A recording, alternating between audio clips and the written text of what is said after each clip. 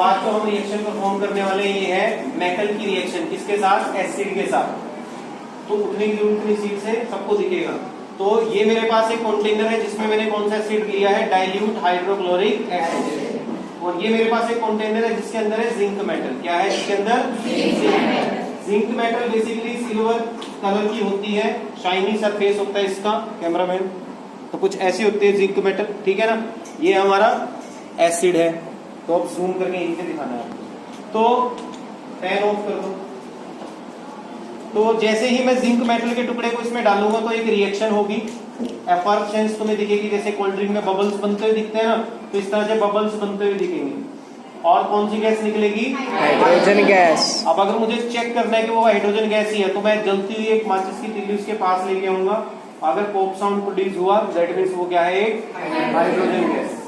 Clear है? सबको समझ में आ गया? आप आ जाओ, इसको पकड़ के रखना, मुझे डरना मत, कुछ नहीं होगा। ऐसे करोगे,